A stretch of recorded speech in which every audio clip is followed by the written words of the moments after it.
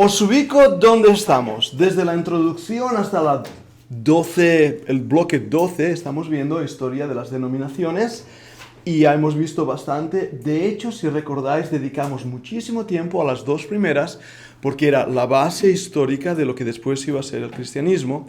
Y dijimos que una vez venida la Reforma protestante, íbamos a ver un crecimiento extraordinario de nuevos grupos denominacionales. Básicamente porque en esta Reforma protestante a la gente se le da derecho a pensar. Hasta ahora la Iglesia Católica, la Iglesia Ortodoxa, lo que dice el Papa va a misa, así que nadie piensa. De repente, los protestantes defienden la necesidad de la conciencia del individuo, y eso hace que las personas empiecen a pensar.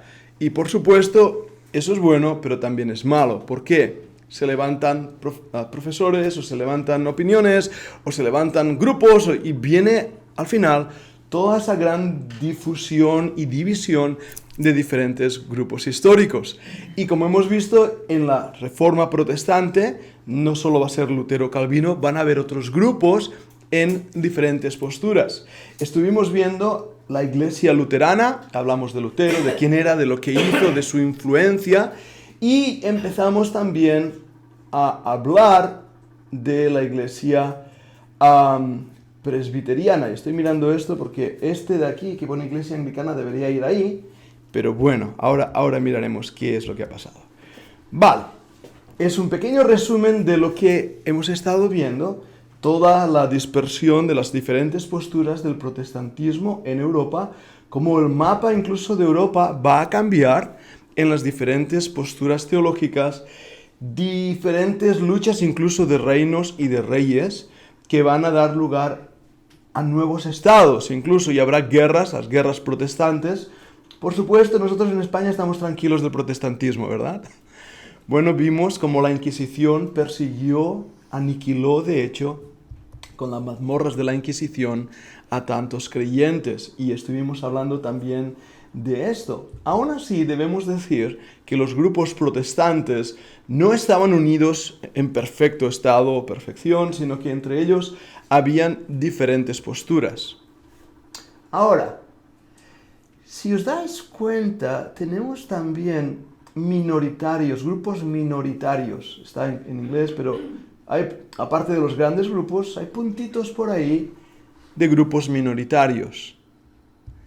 Recordad que hemos dicho que la historia la escriben los vencedores, y hemos dicho que no creo que nadie escriba historia de la iglesia en Castellbisbal o en Ripollet o en Sardañola. No somos tan importantes para que los libros de historia se dediquen a nosotros. Sin embargo, nosotros somos la iglesia del Señor Jesucristo. Nosotros formamos parte de esa historia de la iglesia escrita en el cielo. Y debemos, por lo tanto, hablar de estos grandes personajes, ver sus pros y ver sus contras. Y hemos hablado de Martín Lutero, John Wycliffe, John Huss. He grabado unos podcasts que están ya en la página web. Si queréis escucharlos, hablo de Girolamo Savonarola, y podéis saber quiénes eran y lo que hicieron de una manera más profunda y más directa. Aquí los hemos mencionado, hemos parado un poco a hablar de ellos y lo seguiremos haciendo, más que nada para reconocer los nombres.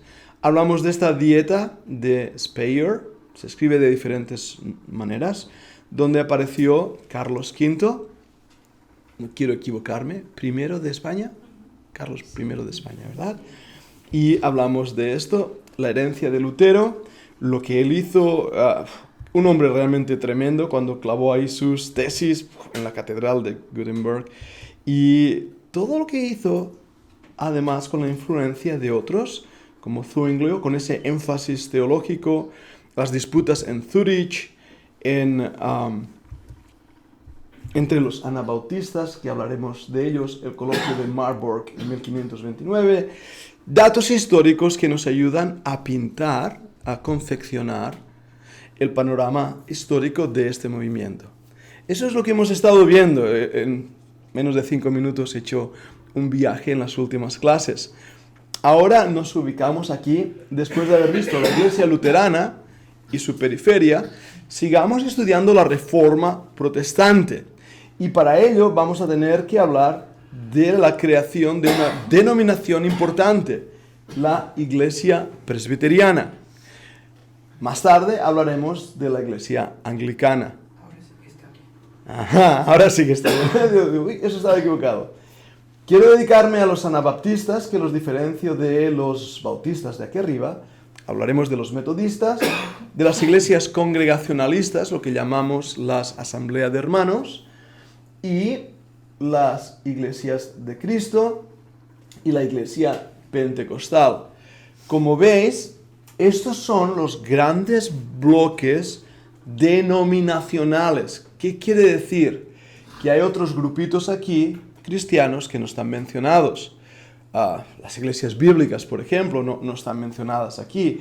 Tienen su historia, tienen su trayectoria, pero estamos en esta clase estudiando lo que llamamos historia de la cristiandad, o sea, los grandes movimientos sociopolíticos y económicos que han dado lugar a la fotografía de hoy en día. Así que, habiendo dicho esto, vamos a seguir viendo a Jean Calvin, Juan Calvino. Os voy a enseñar algunas diapositivas, que es lo último que vimos en una de las clases. Voy a ir un poquito más rápido en este inicio y después ya para la marcha, para empezar ya hoy el bloque de hoy. Dijimos que él escribió los institutos de la religión cristiana. Si no lo habéis leído, os animo a que lo leáis. Total, no es mucho. 2 volúmenes. Empezó siendo un pequeño folleto y de verdad es densa la lectura, muy influenciado por Agustín de Hipona. Y cuando uno lee a Calvino, está leyendo a Agustín de Hipona. Y te das cuenta haciendo comparativas. Él, además, Calvino, escribió muchísimos otros panfletos y libros. Su defensa en la primera sección, el conocimiento de Dios, la persona, la obra de Cristo, el Espíritu Santo, la Iglesia, doctrinas, tremendas doctrinas. Y él le vamos a llamar el padre de la teología reformada. ¿Cómo suena eso? Bien. Vamos, y ya hemos estado hablando cómo hay una postura doctrinal que le llamamos reformada. Ahora, no todos los que participaron en la reforma creían igual o veían las cosas de la misma manera. De hecho, Calvino tuvo bastante polémica con otro Juan. ¿Os acordáis cómo se llamaba? Juan Arminio. Juan Arminio y Juan Calvino. Juan Arminio era calvinista, era uno del grupo, pero pensó que su maestro Calvino había llegado a ciertas conclusiones erróneas y él presentó sus 5 puntos y Calvino le respondió con 5 puntos más. Y de ahí vino la pugna entre arminianos y calvinistas y la necesidad de polarizarse. O eres de Pablo o eres de Pedro. Entonces, eso es lo que pasó en este momento histórico donde Calvino y algunos de los que simpatizaban con su postura crearán la postura teológica reformada, mientras que otros, los que siguen a Arminio, van a tener posturas más arminianas. ¿Y qué pasa con aquellos que no creen ni en Calvino ni en Arminio? No os preocupéis, ambos le van a dar golpes y más golpes y les van a atacar. La realidad histórica es que va a ser un momento de mucha pugna teológica. En teología propia, el conocimiento de Dios, y en bibliología, Calvino va a ser realmente un erudito.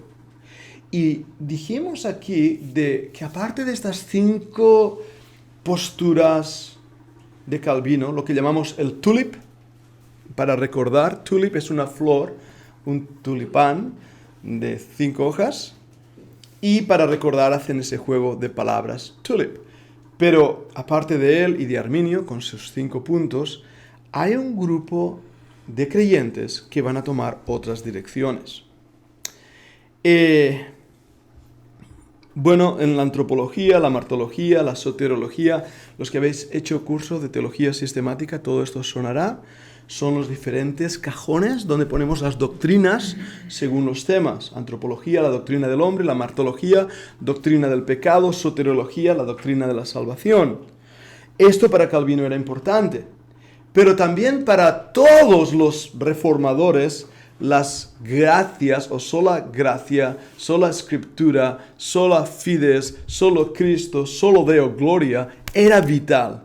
Entonces ellos defendieron esos puntos también. Y hubo otro grupo que también los defendía, pero que fueron perseguidos por los protestantes. Me refiero a los anabautistas. Ellos van a ser perseguidos por los católicos y por los protestantes. Y dedicaremos tiempo a hablar de los anabautistas. ¿La soteriología qué es? Soteriología es la doctrina de la salvación. Soter quiere decir salvador. De hecho, el pececito, ¿sabes? El pececito cristiano que tienes también en el símbolo de tu empresa, quiere decir justamente a Jesu Christus huius theu soter. Y esa palabra es un acrónimo que hace esa terminología, es la palabra pez. Pero quiere decir Jesucristo, Hijo de Dios, huius theus soter, Salvador. Así que es algo muy, muy bonito. Bien, ¿estáis conmigo? Qué cara de interés que tenéis, eso me encanta. ¿Qué es lo que hace Calvino? Traduce la Biblia al francés. Fijaros, Lutero la había traducido al alemán, Calvino la traduce al francés, y va a haber un grupito de calvinistas que la van a traducir al castellano. ¿Cómo se llamaban? Reina. Reina y Valera. Ah, ¿De acuerdo? La Reina Valera. Él escribió muchas cartas de consejo, de aliento, líder y pastor en Ginebra. Y ahora me paro un momento porque... Sí. Reina y Valera, que eran calvinistas. Eran calvinistas. De hecho, si podéis abrir por favor, un matiz que os doy. A los reformados españoles los van a acusar a todos de luteranos. ¡Luteranos! Y ahí viene la confusión de los católicos, que todo lo que no era católico era luterano. Pero realmente Reina y Valera eran calvinistas. Y por lo tanto más de la postura reformada que hoy veremos, más de la postura presbiteriana que hoy veremos. En cuanto a esto que decía, que escribió muchas cartas de consejo, de aliento, muchos libros, muchos comentarios, fijaros que ahora dice líder y pastor en Ginebra. Y esto es interesante porque alguno de sus amigos empezó a criticarle diciéndole, te estás dedicando demasiado a las letras y estás pastoreando poco. Y es una crítica que se lo dio a él. Y de esta manera empezó a dedicarse más a pastorear. Sin duda alguna, su liderazgo de teología se representa en la segunda confesión helvítica de 1556. Si recordáis, una confesión es una declaración de fe. La palabra doqueo quiere decir yo afirmo. Cuando estudiamos el dogma, estudiamos la teología dogmática, ahí viene la palabra doqueo. Estudiamos lo que la Iglesia, los teólogos han afirmado de la Biblia. Entonces era tan importante que el grupo que llamamos protestantes reformados empezara a escribir y a definir lo que creían. Y en ese aspecto, la confesión helvética de 1556 es una joya de la teología. Tenemos copia aquí en la biblioteca, si alguien quiere leerla, es un librito pequeño. Nos ayuda a entender la lucha que ellos estaban teniendo y la necesidad de afirmar ciertas cosas. Porque tenéis que tener en cuenta esto. Cada vez que veáis lo que alguien cree, no solo mirad lo que dice que cree, sino lo que no dice. ¿Habéis escuchado ese dicho que dice, soy señor de mis silencios y esclavo de mis palabras? Está muy bien pensado. Cuando uno afirma algo, lo afirma porque es lo que cree, pero que se calla. Por eso siempre que vayáis a una página web y veáis qué cree este grupo, mirad lo que cree, pero si se calla en cuanto a algo, mirad por qué se calla, por qué guarda silencio en cuanto a ese tema. Bien, va a ser profe en la Universidad de Ginebra, 1559, y hace este dicho, envíame madera y te enviaré flechas de regreso. ¿Qué veis ahí? Una actitud realmente de pelea, bélica. Y lo vemos en su postura y en todo lo que pasó en Ginebra. Y vamos a hablar de ello. Y voy a empezar hablando ahí en Ginebra para entender que Juan Calvino no está solo.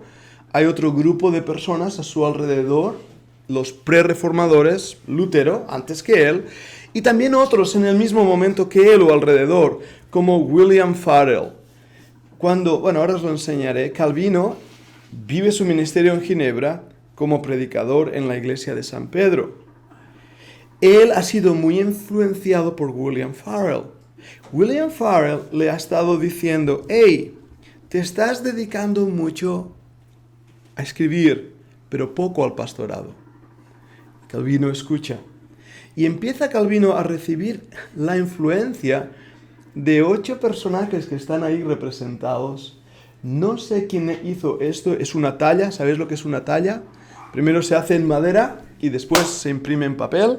Y esta talla, podéis ver ahí a 8 personajes, entre ellos Wycliffe, John Huss, Lutero, Zwinglio, Calvino, Melanchthon, Bucer y Beza.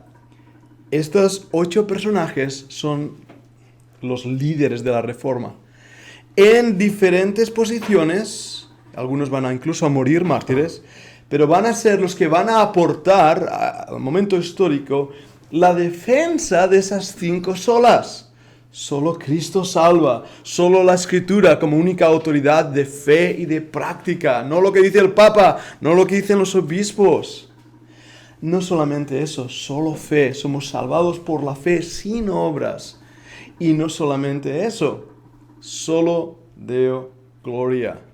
Eso me gusta, solamente Dios es digno de toda la gloria.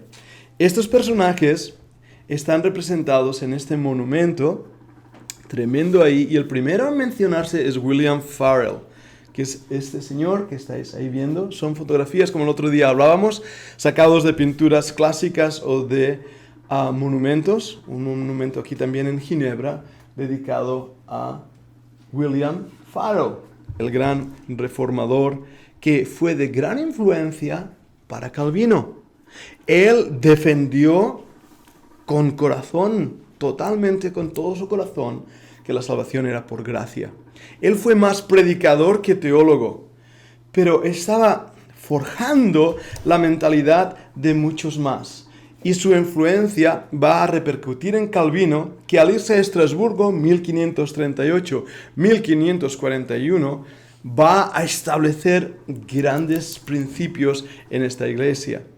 Ahí lo que hace en Estrasburgo es predicar a refugiados franceses. Jean Calvin habla francés. Pero me es interesante porque nuestro querido Reina, Cipriano de Valera, harán lo mismo, yéndose también a Ginebra, viajando de aquí para allá y ayudando a los españoles dispersos por la persecución de la Inquisición. Bien, otra influencia que va a tener Calvino es del otro de los reformadores, Bucer. Y en Bucer, si lo leo en castellano, Bucer, ahí en Estrasburgo, influenció a Calvino. ¿En qué le influenció? Perdonadme que se me ha abierto la Siri y me habla de buffet y de comida. No ahora.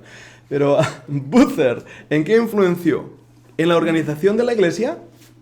¿En el significado de la cena del Señor? ¿La importancia de la disciplina eclesiástica? Y la obra del Espíritu Santo en la santificación del creyente. Ahora, paremos un momento aquí. Esto es muy interesante. Muy interesante. Porque, ¿cómo se organizaba la iglesia hasta ese momento de la Reforma? La iglesia católica, claro. Recordad que ellos quieren reformarla. Una pirámide con el Papa arriba. Es lo que ellos están acostumbrados. Los cardenales, la escuela cardenalicia, los obispos, más abajo los curas, más abajo los monjes, más abajo las monjas, más abajo los diáconos. Toda una pirámide. Sin embargo, ahora organizan la iglesia diciendo, somos el cuerpo de Cristo, somos iguales. Pero recordad que en la mentalidad católica de estos hombres, aún en el tiempo, Calvino se está convirtiendo en el Papa de la Reforma. Y eso va a ser un problema grande. El significado de la cena del Señor. ¿Qué enseña la Iglesia Católica Romana? Que la cena del Señor es una transustanciación, palabra más rara, que cuando el cura levanta, no es una palabrota, la voy a decir, cuando levanta la hostia, él está pidiendo a Dios que transforme esa galleta con el sol ahí en la carne de Cristo. Cuando hace la copa, lo mismo, hace un rezo casi como una porción mágica para que la copa se convierta en la sangre de Cristo. Literalmente. Recordad que a los primeros cristianos, los romanos, los van a acusar de ser caníbales, porque comían a bebés pequeños. Eso es lo que los romanos estaban diciendo del cristianismo, que comían sangre, comían carne y comían bebés. Y esto podéis leerlo en los libros de historia. Para la Iglesia Católica esa es la mentalidad, carne y sangre. Para los anabaptistas, más tarde los bautistas, va a ser, no, esto no es una transustanciación, esto es simplemente un simbolismo. Significa que recuerda a mi mente la sangre de Cristo, el cuerpo de Cristo. Pero Calvino y Lutero, que han hecho han salido un poquito de la Iglesia Católica, pero no mucho. Recordad que la manzana no cae muy lejos del manzano. Eso es un dicho en inglés, lo estoy traduciendo. Pero que el fruto no cae muy lejos del árbol. Lutero continúa con esa idea de, bueno, sí, es como si parece que, ¿recordáis lo que dijimos cuando hablamos de Lutero? Que no era sangre, pero era como si fuera que no lo tenían muy claro, para ellos tampoco. La importancia de la disciplina eclesiástica. ¿Sabéis lo que es la disciplina, verdad? Hay un hermano que comete algún tipo de pecado, debe ser confrontado, debe ser animado a ser corregido. La Biblia en Mateo 18 nos dice los pasos a seguir. El propósito de la disciplina es siempre llevar al hermano de regreso a la iglesia, a la comunión, que corrija lo que está mal, y después con misericordia aceptarle en el cuerpo otra vez. Eso es la disciplina. Tiene el objeto de corrección y después aceptación para crecimiento. Bueno, no sé si lo tenía muy claro Calvino y sus amigos ahí en Ginebra. Lo que ellos hacían, si tú no ibas a la iglesia el domingo, te ponían en prisión. Podríamos volverlo a implementar. Bueno, te hacen forzar a la vida cristiana. Bueno, pero de todos es bien conocido el caso de Servet. Cuando este hombre que niega la Trinidad es acusado por Calvino y el séquito y es también quemado en la hoguera por hereje. Y no solamente harán esto con Servet, sino que los anabaptistas, y no nos da tiempo, pero os animo a que yo quería haberlo hecho, lo haré un día de estos porque la semana pasada dije, lo haré la semana pasada, y la que viene, no lo he hecho.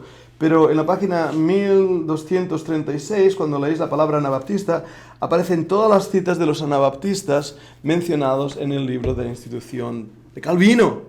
Y cuando uno lee lo que Calvino dice de los anabaptistas, dices, ¡wow! Porque Calvino persiguió a los anabaptistas. Recordad, Lutero persiguiendo a los judíos. Y como incluso fue un shock para nosotros ver esa realidad de los libros que Lutero escribirá en contra de los judíos. Ese antisemitismo que después va a ser réplica en Alemania, en el nazismo alemán. Lo mismo pasa con Calvino y el peligro tan grande de ver que una postura belicosa en contra de un hermano que cree diferente no trae nada bueno, más si es hermano. Nunca llaméis a vuestros hermanos enemigos. No son vuestros enemigos, son vuestros hermanos. Y puede ser que algún hermano, salvo, nacido de nuevo, creyente, crea diferente a nosotros. ¿Cómo convencerle? Con la palabra de Dios y la oración. Con mucho amor y paciencia. Mostrándole si es que está equivocado a través de la palabra de Dios. Con un espíritu de mansedumbre. Eso es lo que nos exhorta la palabra de Dios. Y después, si hay uno que es incrédulo, perdido, bueno, hay que saber en qué lugar se encuentra.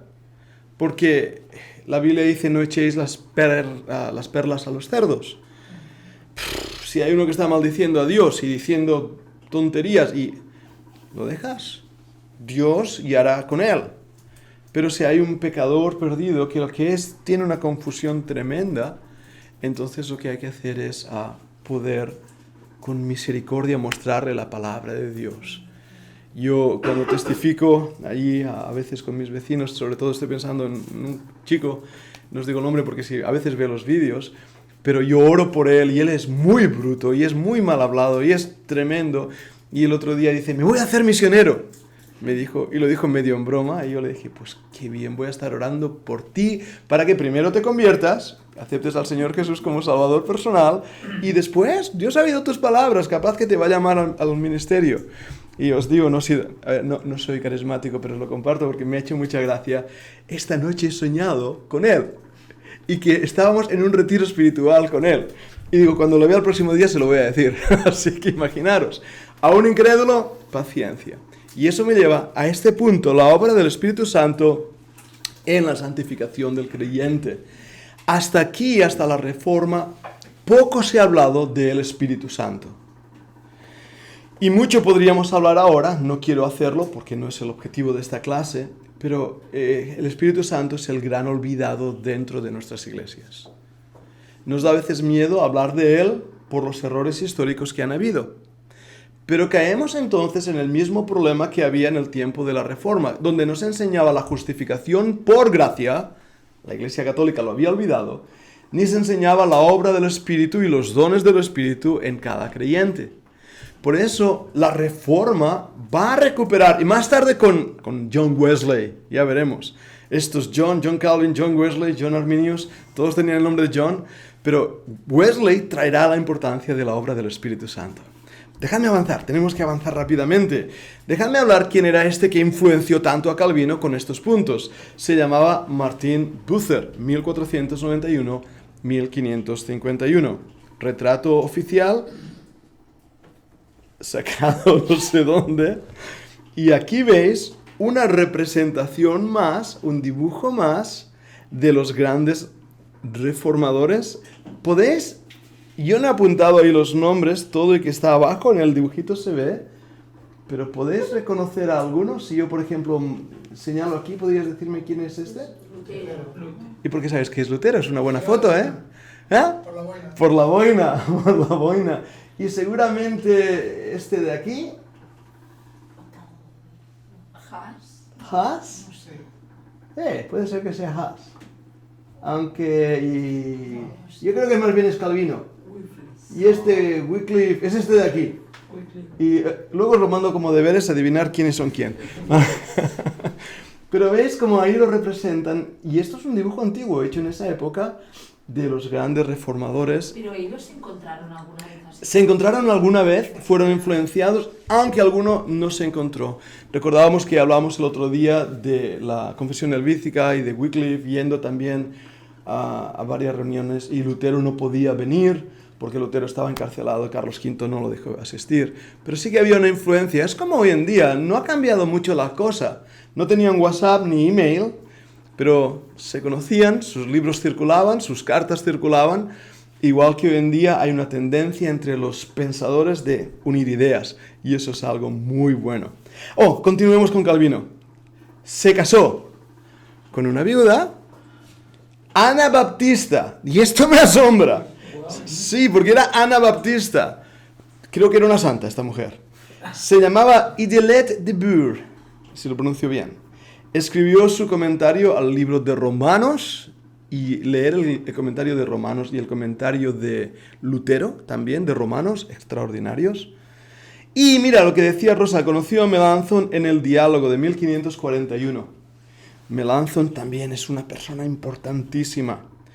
Y enseñó en una academia. El ministerio de enseñanza, de preparar, es buenísimo. Hay un dicho que se dice por ahí, doctores tiene la iglesia. Cervantes lo menciona, ¿no? Pero la realidad es esta, que gracias a Dios por personas que han podido estudiar, preparar para defender la verdad. Idelette de Bure, la esposa de Calvino. Tenía buen gusto, supongo. Es un sello, yo colecciono sellos. Si alguien tiene por ahí sellos, os lo digo, yo los colecciono. Si no tenéis nada que hacer con sellos, me los traéis a mí, los pongo en el álbum. Pero este sello de Bélgica, yo creo que lo tengo en mi colección, es bastante importante. Y ahí tenéis una fotografía. Fijaros si estos personajes son importantes, que los países como Bélgica van a reconocer. Ujú. Y aquí tenemos una de las copias originales, la copia 1815, escrita en Basilea por un señor llamado Juan Calvino, y el título Christianis Religions Institution, la institución cristiana, que es este que tenéis aquí. Por supuesto, la diferencia entre este y este, aparte del precio, es la fecha. Esta es una primera edición, pero es la importancia. Cuando estos libros eran muy caros de producir, sabemos que, siempre digo Gutenberg inventó la imprenta, ¿verdad? Gutenberg, lo digo bien, Gutenberg. Creo que fue Lutero, dijo, es un don de Dios, Gutenberg. Y no nos damos cuenta hoy en día, Internet ha tomado el lugar de la imprenta. Y la misma herramienta puede ser usada por Dios o por el diablo, y lo mismo pasará con la imprenta. Pero el primer libro que va a ser impreso va a ser la Biblia, va a ser el primer libro impreso en Gutenberg. Pero los siguientes libros que van a ser impresos van a ser las obras erasmianas de Erasmo de Rotterdam, las obras protestantes. O sea que va a ser, el protestantismo va a crecer a través de la página escrita. Después de ese tiempo va a regresar a Ginebra, va a escribir artículos sobre el gobierno de la Iglesia y las diferentes disputas y posiciones. Su posición va a ser un presbiterio. Bien. ¿Qué es un presbiterio? La palabra, ¿os suena? La palabra presbúteros quiere decir anciano. Es lo que quiere decir esta palabra. De hecho, hay 2 palabras, 3 casi, que van a designar al liderazgo en la iglesia. Y voy a etimología, porque me gusta, las palabras me encanta jugar con ellas, la etimología es divertida. Nosotros usamos la palabra leader. Leader viene del inglés, que quiere decir to lead, dirigir. Es el que dirige, un líder es el que dirige. En la iglesia no usamos esta palabra, lo usamos en los negocios, lo usamos en el fútbol, líder. Bien. La Biblia utiliza 2 palabras. Una tiene que ver con ser maduro espiritualmente, anciano. La otra tiene que ver con el que ve, el que sobrevé, que sería obispos. Por eso dice ahí en Timoteo, quien desea obispado, buena obra desea, y da todas las características. Así que tenemos que obispos y presbúteros es la misma palabra, diferente función de la misma persona. Y hay otra palabra que aparece, de hecho hay 2 más que no quiero olvidar, y las he olvidado en griego, pero déjamelas decir en castellano. Estaban ahí en mi cerebro hace 2 minutos y se han ido. Una es pastor, la palabra aparece refiriéndose al Señor Jesucristo, que es pastor, ¿verdad? Y también cuando hay un versículo que dice, someteos a vuestros pastores, porque ellos son los que velan por vosotros, tenemos ahí una palabra que realmente la traducción pastor está un poco forzada, porque dice, aquellos que os dirigen. Esa sería una buena traducción. Y después tenemos otra palabra, que es la palabra ministro. Pablo dice que él es ministro del Evangelio. Estas son las palabras que tenemos de los que están responsables de la iglesia. Yo creo personalmente que los ángeles en el libro de Apocalipsis, la carta a las 7 iglesias, eran pastores. ¿En qué me baso? Bien, 2 cosas. La primera es que dice, escribe al ángel de la iglesia y da ciertas características que van dirigidas a ese ángel, que si fuera un ser angelical no tendrían ningún sentido. Cobran sentido cuando estás pensando que ese ángel es realmente un ser humano, no un ser angelical. Pero en mi segunda deducción para interpretar que son los pastores de la iglesia es que en el siglo II y III hasta el siglo IV, y hay escritos que lo demuestran, los pastores se les llamaba ángelos.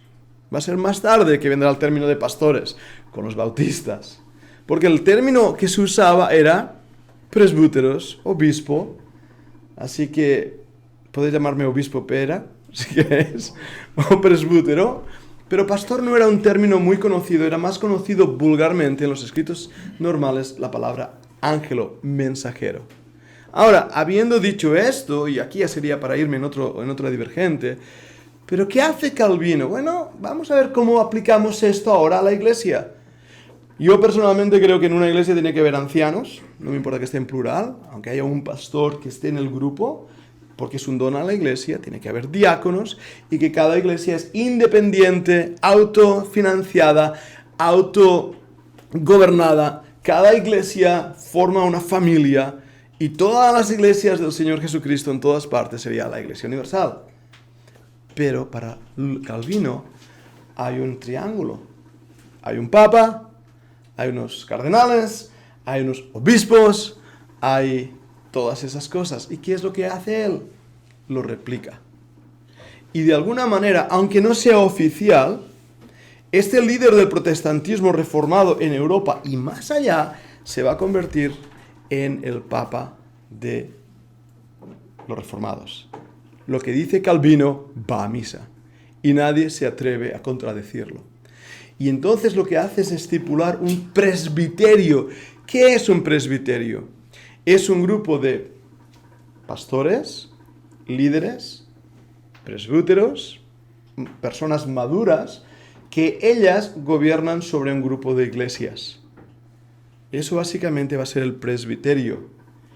Y la iglesia presbiteriana, una de sus características que las diferencia de las otras iglesias como las bautistas o de asamblea de hermanos, es que va a tomar una forma más piramidal, donde el consejo de la iglesia no reside en sus miembros bajo votación en la congregación, sino que el gobierno de la iglesia reside en el consejo de presbíteros, en el consejo de ancianos.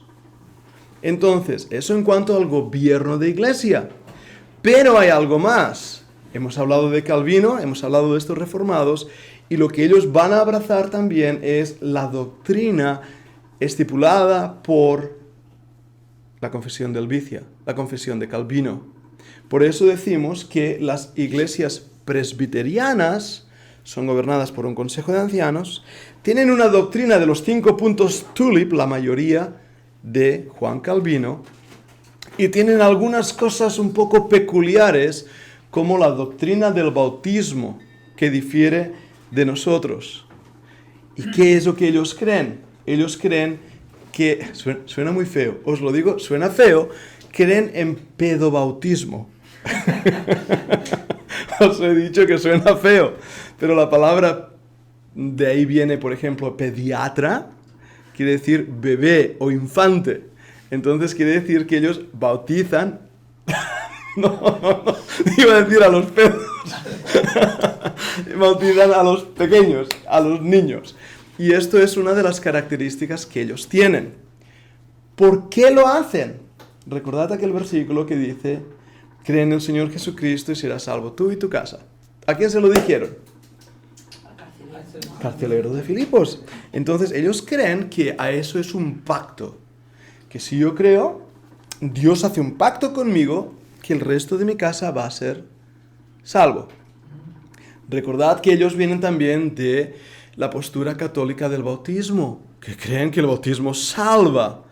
Creen que el bautismo te libra de ese lugar que el Papa dijo que ya no existía, el purgatorio, o si no, un lugar peor aún, el limbo, porque si un niño moría sin ser bautizado era llevado al limbo. Así que los calvinistas van a tomar esa postura más radical de creer que el bautismo salva. No todos. Hay algunos que creen que no salva, pero que cuando un niño lo bautizas, lo que hace es aceptar, poder recibir lo que sería lo que el Padre ha determinado. Sé salvo tú y tu casa.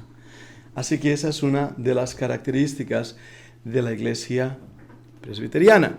Ahora, no hoy, ya lo haremos la semana que viene, veremos con más detalles dónde se ubica, cuántos son, cuáles son sus creencias principales, voy a intentar desglosar, como he hecho con las otras, con los grupos luteranos y los demás grupos, qué es lo que es la iglesia presbiteriana. Un dato que os doy, importante, la iglesia luterana, la iglesia calvinista presbiteriana, la iglesia anglicana y la iglesia metodista, todas estas cuatro hijos del protestantismo, en inglés se les llama high churches, iglesias altas. ¿Por qué? Por su liturgia y también porque estas cuatro, igual que la iglesia católica y ortodoxa, han pactado con el gobierno. Han hecho no solo acuerdos, no es hablar de Ferede o esto, no es exactamente, sino que es la iglesia del Estado, que es diferente. Si recordáis, cuando Paquito Paco estaba por aquí, Francisco Franco estaba aquí, España era católica. ¡buah! Ahora no es así. Creo que la definición del Estado español es un Estado laico. Sin embargo, durante el tiempo del franquismo era católico y por eso el protestantismo fue perseguido por Franco. Pero lo mismo pasará en Ginebra. La iglesia del Estado es la protestante calvinista durante estos años. Ahora creo que no. High Church serían la luterana, presbiteriana calvinista, anglicana y metodista. Repito. Luterana, presbiteriana, ¿se me ha olvidado? Anglicana y la otra. Habéis aprendido. Muy bien. Son 4. Y entonces la ortodoxa griega y la católica. Serían, también son high churches. High class, yeah. VIP, como diríamos. Si os dais cuenta, tienen características similares. ¿En qué? Aparte de los edificios que tienden hacia una grandiosidad realmente impresionantes, o sea, yo no he estado en Inglaterra, es una de las cosas que quiero hacer, no os quiero mentir, he estado en Inglaterra, no sé cuántas veces, en el aeropuerto y no he salido de ahí, pero me gustaría visitar, pues, los grandes edificios que hay ahí, las grandes iglesias, entre comillas, próximo viaje. Pero las iglesias catedrales católicas las hemos visto todos, ¿sabéis lo impresionante que son? Lo mismo en Alemania con las iglesias luteranas. Es esa sensación de yo tengo que impresionar, es esa sensación. Eso por un lado. También la vestimenta. Iba a decir sacerdotal, pero los presbiterianos y luteranos se van a enfadar conmigo. Pero es lo mismo. Es lo mismo. ¿Sabéis que y esto se van a enfadar ahora los católicos conmigo, pero está bien. ¿Sabéis que la ropa negra de los sacerdotes católicos es una copia de la ropa que llevaban los sacerdotes de Baal? Eso lo podéis leer en el libro de Hislop, Las dos Babilonias. La razón que era negra es porque, para no mancharse con la sangre, disimulaba más que fueran negras. Y por eso a Baal se le llama el señor de las moscas, Belzebub, porque estaba siempre llena de moscas. Sin embargo, y esto nos lo dice Josefo, es curioso, los sacerdotes del templo iban de blanco y no había moscas en el templo. Curioso, fuera por el incienso que se utilizaba, fuera por lo que sea. El catolicismo copiará algunas de estas situaciones litúrgicas que vienen del paganismo. Pero también lo van a hacer los luteranos. Yo no soy capaz de distinguir a un sacerdote luterano con su chip de uno católico. Y lo mismo vais a ver con los presbiterianos. Ellos tienen esta que no sé qué quiere decir. ¿Sabéis lo que digo? Esta tirita blanca, este cuello. Yo hoy no llevo corbata, pero lo normal es pensar que un pastor debe llevar corbata, ¿verdad que sí? Bueno, porque estas características nos queremos diferenciar, queremos mostrar que somos algo. Y es lo que continuamente van a hacer estas iglesias del Estado. Sin embargo, hay un grupito de iglesias durante este tiempo que no están en este juego. ¿Cómo se llaman? Bueno, ya he mencionado algunas que son anabaptistas, sin duda alguna, pero habrá otros grupitos. Y veremos a los hugonotes, me encantan los valdenses, antes los pretrebrusianos. Como veis, no están en mi grupo de las 12 denominaciones. No han hecho mucha historia, pero muchos de ellos son creyentes. Dejarme terminar con este pensamiento. ¿Son los presbiterianos cristianos? Creyentes, voy a decir, más que cristianos. ¿El Señor conoce los corazones? Yo creo que algunos no lo son, igual que creo que hay evangélicos que no son creyentes. Porque ser evangélico no te salva, ser presbiteriano no te salva creer en el Señor Jesucristo como tu único, suficiente y salvador personal. Pero creo que hay algunos presbiterianos que sí son salvos, y de hecho, y ahí viene la gran diferencia, tenemos un grupo de llamados presbiterianos libres. No sé si os suena. En Irlanda se llaman Free Presbyterians.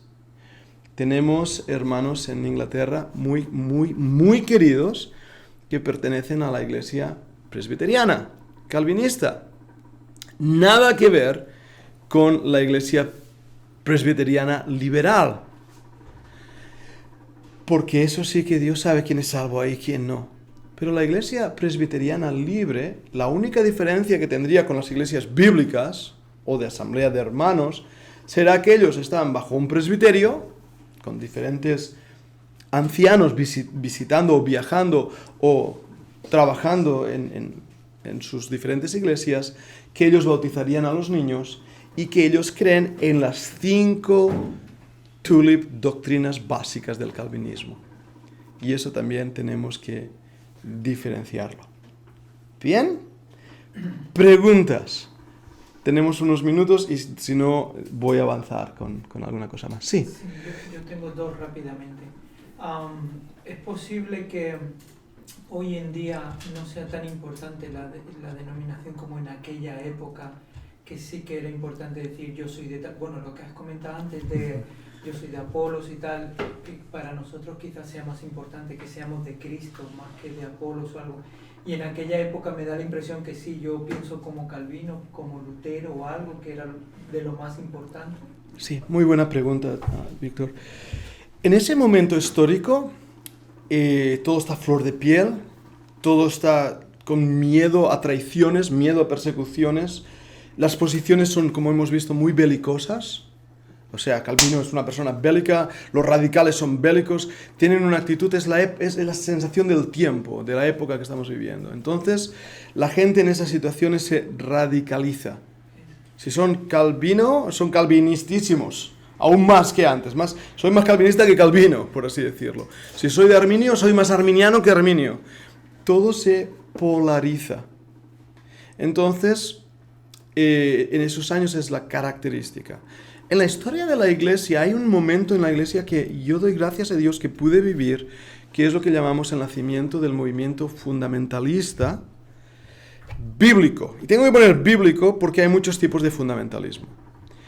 Cuando decimos esto me refiero a ese momento histórico donde desde Alemania los liberales neortodoxos, Bullmann, Tillich, Karl Barth, van a escribir atacando las doctrinas fundamentales de la Biblia. Y diferentes denominaciones se asustan de esto y dicen, tenemos que contraatacar, están atacando los fundamentos de la fe cristiana. Entonces, presbiterianos, sobre todo presbiterianos, que eran muy intelectuales, bautistas, metodistas, creo que hay alguno de las asambleas de hermanos, pero estoy un poco dudoso en este momento, aunque recuerdo Mackintosh, no sé si él lo escribió, pero diferentes denominaciones van a escribir una serie de artículos, van a publicarlos en una serie de libros que se llama Los Fundamentales o Los Fundamentos, en inglés The Fundamentals. Eso va a dar lugar a un movimiento dentro de todas las iglesias llamado el fundamentalismo. Y va a pasar una cosita más, y es que dentro de las grandes denominaciones, por ejemplo, los luteranos, y hay algún luterano dentro, va a decir, yo soy luterano, pero mi iglesia está hecha una pena, ha caído en la apostasía, así que yo salgo de los luteranos. Los wesleyanos metodistas van a decir, yo soy metodista, pero mi iglesia metodista está hecha una pena. Yo salgo de ella. Y así con todas las denominaciones High Church. Y van a entrar dentro de los hermanos fundamentalistas. Y esto va a funcionar muy bien hasta los años 80, 90, 1990 y poco. Donde de nuevo tenemos la ley del péndulo. ¿Y qué pasó? Antes, vamos a decir Sergi, él es metodista y tú eres presbiteriano y yo soy un bautista. Y no pasa nada, porque los fundamentales los tenemos iguales. Las cosas que nos dividen, que nos separan, no son tan importantes. Porque si Sergi bautiza a un bebé pero cree que no sirve más que darle para un remojón, pues no pasa nada. Yo bautizo a un adulto y ya está. No nos peleamos por esto. Eso funciona. Pero a partir de los años 1990 y poco, volvemos a ver una polarización de los grupos. Y ahora estamos viviendo un momento histórico, yo lo estoy viendo, donde las iglesias calvinistas reformadas que han crecido están tomando una postura muy antagonista hacia aquellos que no lo son. Los arminianos están también yéndose cada vez más en una dirección contraria. Y aquellos que estamos en medio, como yo, que me considero bíblico, no calvinista, no arminiano, como digo, por la soberanía de Dios no soy calvinista, por la gracia de Dios no soy arminiano, estoy ahí, también te ven mal. Y es por esa polarización. Pero tenemos que volver a un acuerdo mutuo en el corazón, a una humildad de saber que lo que nos une es Cristo, lo que nos une es el Espíritu Santo, una misma fe, un mismo bautismo. Eso es lo que nos debe unir. ¿Qué respuesta más larga te he dado, no? Dime. Entendido, perfecta. Y la otra es, hablaste antes de pastores como mensajeros. Sí. Entonces, en Apocalipsis, cuando dice escribe el mensajero a la iglesia, ¿es escribe el pastor? Sí, yo es lo que creo. Cuando dice, escribe al ángel de la iglesia en la Odisea, el que tiene las llaves, dice, sí, no recuerdo ahora, pues, yo sé, no sé, que ni eres ni frío ni caliente, ojalá fueras. Todo eso, cuando empiezas a ver lo que el Señor está diciendo al ángel, tú dices, esto no puede ser un ser angelical. Porque a un ser angelical el Señor no le dice, tú no eres frío, no eres caliente, te voy a vomitar de mi boca.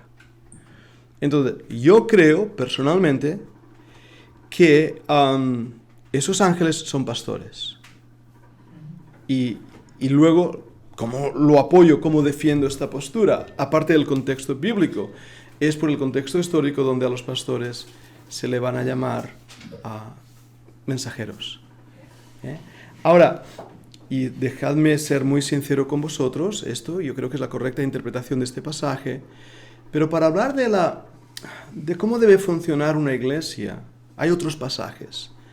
Mi postura, y es la que tenemos en Castellbisbal, es que debe haber una pluralidad de liderazgo en la iglesia, no puede haber un papa en una iglesia, no puede haber un pastor que se hace y dice como él dice. Creo que la autoridad tampoco reside en un consejo de ancianos que monta y desmonta como ellos quieren. Yo, tradicionalmente bautista, creo que la iglesia es soberana. Es decir, que el grupo de membresía, guiado por la palabra de Dios, por el Espíritu Santo, es quien toma las decisiones en la iglesia. El pastor, anciano, es un don. Y creo que ser pastor es un don. Creo que ser evangelista es otro don. Creo que esos son dones que Dios da a la iglesia y son personas. Pero es bueno que en una iglesia haya personas maduras. Y que hay uno de ellos que es el pastor. O sea, pluralidad de ancianos con un pastor dirigente. Y autoridad en la membresía, más o menos.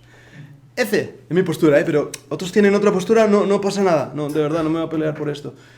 Yeah. Puede ser que esa unión que tú dices de personas de varias congregaciones, o sea, de varias denominaciones, usando esto del fundamentalismo, puede ser que eso haya conllevado al ecumenismo de hoy en día. Buena pregunta. No. Realmente no, porque el ecumenismo sabemos que empezó en el campo misionero y fue realmente no hace mucho, en 1800 es la época misionera del gran avance misionero, vas a Japón, todos sabéis la historia de los misioneros ahí en Japón, tienes a un jesuita que cree en Dios, que está siendo perseguido, casi aniquilado por el mandamás de ahí, y tienes a lo mejor a un bautista que está por ahí también, los dos creen en Dios, creen en Cristo, y estos japoneses creen en el Shoto, y entonces ¿qué hacemos? Nos unimos porque al fin y al cabo creemos lo mismo y nos ayudamos, y ahí empieza el ecumenismo. Entonces, ese ecumenismo no es bíblico, porque empezó ahí, pero después la Iglesia Católica lo llevó, porque fíjate que fueron con los jesuitas, y los católicos van a empezar a decir, todos somos cristianos, venid a la Madre Iglesia. Ellos nunca van a cambiar. Fíjate que nos llaman a nosotros protestantes los hermanos separados. Y nunca han reconocido, o sea, y lo lees hoy, Concilio de Trento y todo eso continúa en marcha.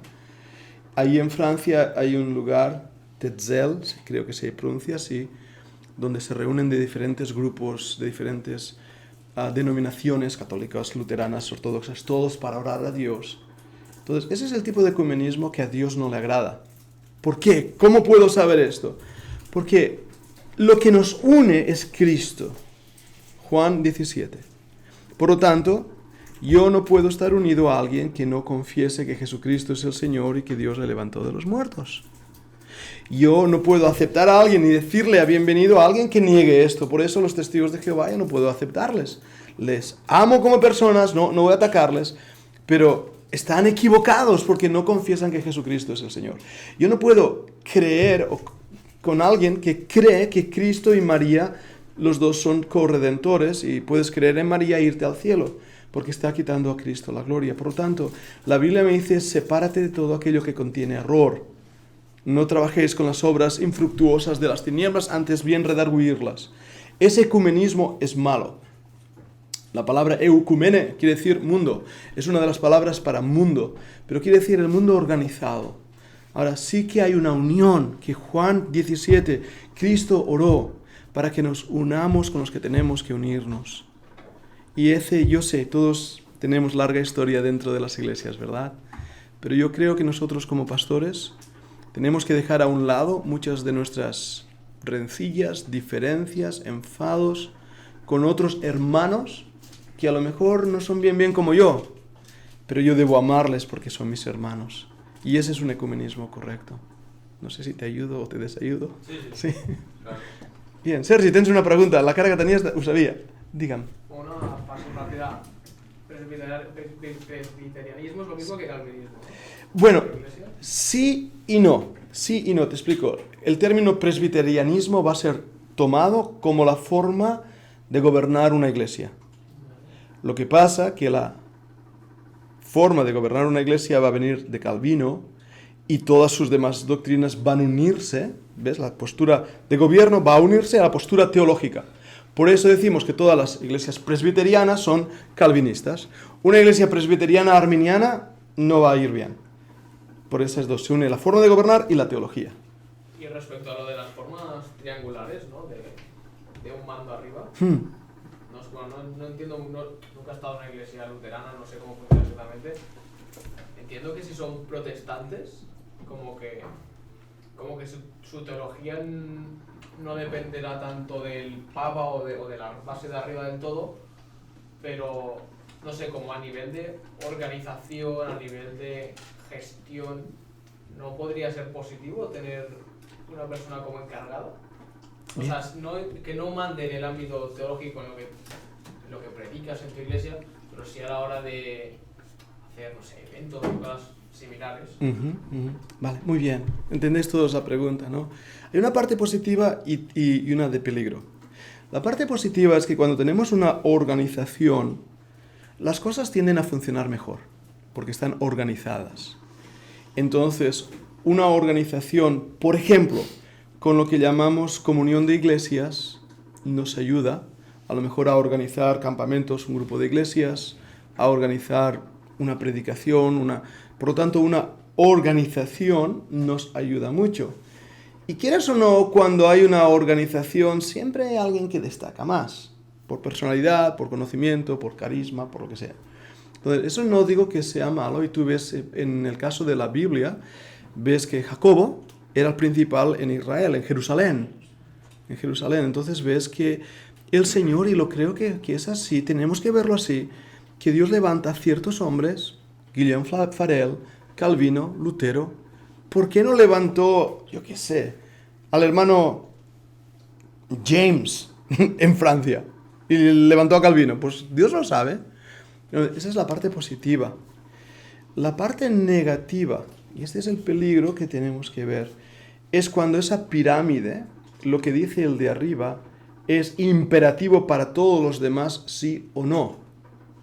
Y eso es lo que pasó con la Reforma protestante. Y tenéis que entender bien esto para entender la lucha hoy.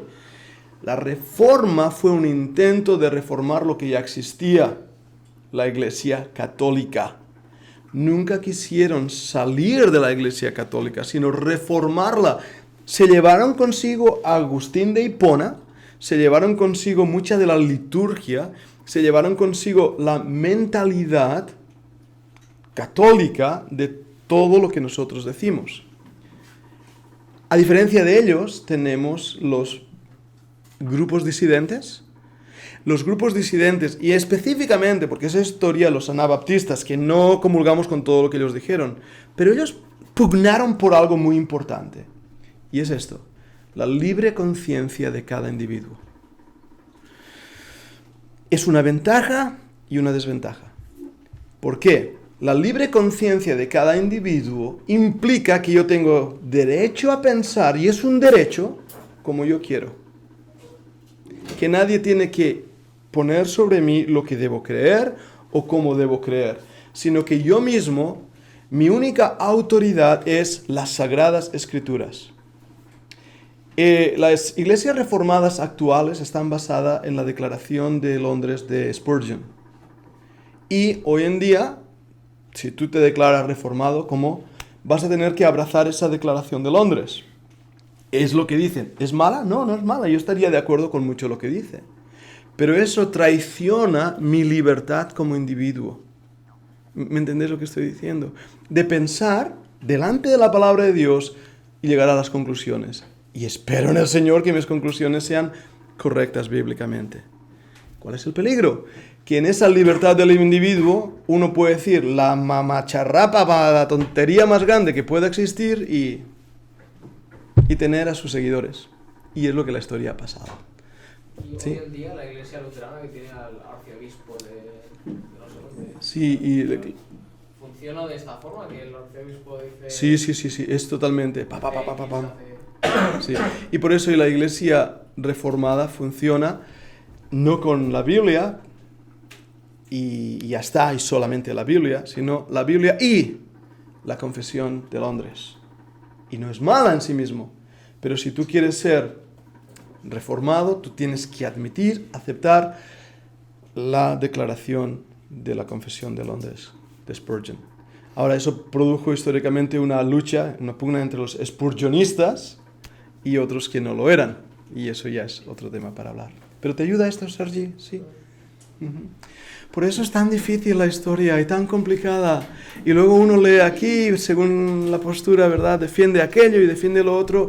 Y yo os intento ser sincero para haceros pensar en lo que hemos recibido en nuestras manos. Hay cosas que sé, hay cosas que no sé. Y ya está. De Londres, 1600. ¿Es de Spurgeon? Sí, va a ser abrazada por Spurgeon.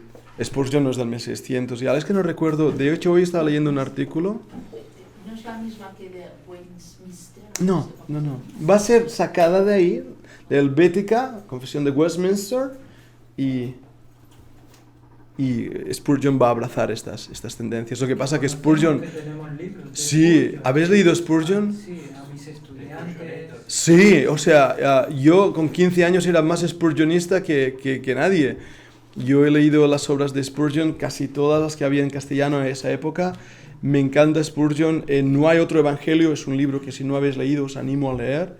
Es extraordinario, es extraordinario. Discurso a mis estudiantes, a todos los que estáis preparándose para el ministerio, ese y un ministerio ideal, es el otro que va en la mano. Tenéis que leerlo, esos libros son extraordinarios. Y Spurgeon yo le amo mucho en el Señor. Yo creo que él murió de la carga ministerial. Él tuvo muchas enfermedades, a los 50 y poco años falleció. Iba a Francia para balnearios, poder sentirse bien. Sus hermanos calvinistas le atacaron mucho porque al final, en sus últimos días, él empezó a predicar más de la responsabilidad humana y hizo un cambio que a veces no se comenta, pero yo creo que era uno de los hermanos más. Por eso no os dé miedo leer Spurgeon. Aún os voy a animar más a leer Spurgeon que otros contemporáneos que lo leen y luego dicen lo que ellos quieren. Leed Spurgeon. ¿Alguien ha encontrado en Google cuándo vivió Spurgeon? Era en el 1800, no sé. ¿En qué año fue la reforma protestante? 1517. 1517. ¿Alguna pregunta más? Si meto la pata, a veces contesto de memoria y sobre todo los que estás mirando en YouTube después me van a acribillar. Eso no es verdad. Bueno, perdonad si he dicho algún dato que esté mal, me lo decís, lo corregimos y ya está. 1834 a 1892. Ahí está la fecha. ¿Y Calvino qué años era? Calvino, ¿qué Estaba en el ¿qué años era Calvino? Ah, vale. Lo tiene ahí en las notas. 1509, 1564. 1509, 1564. Cuando Lutero colgó las tesis, Calvino solo tenía 8 años. Correcto. 1517, Lutero clava las tesis y se arma el barullo a partir de ese año. John Calvino estaba jugando a la pelota. Vaya. Si había pelota en ese tiempo. Entonces, esa foto de todos juntos Es un montaje de Photoshop. Vale. Ujú. Es Photoshop. Sí. Photoshop. Wycliffe y Haas también eran más mayores que Oiga, ya lo creo. Lutero. Ya lo creo. Ahora, dejadme decir esto y lloramos porque son las 9 y tenemos que irnos ya. Dejadme deciros esto porque es muy importante. Estamos viendo a estos hombres con sus luces y sus sombras, con sus errores y las cosas que nosotros diferimos de ello. Pero en todo momento creo que estos eran hombres de Dios, que eran hombres que Dios levantó en un momento dado de la historia para hacer una función especial y tenemos que estar agradecidos al Señor. Pero ellos no eran Cristo. Calvino no es mayor que Cristo.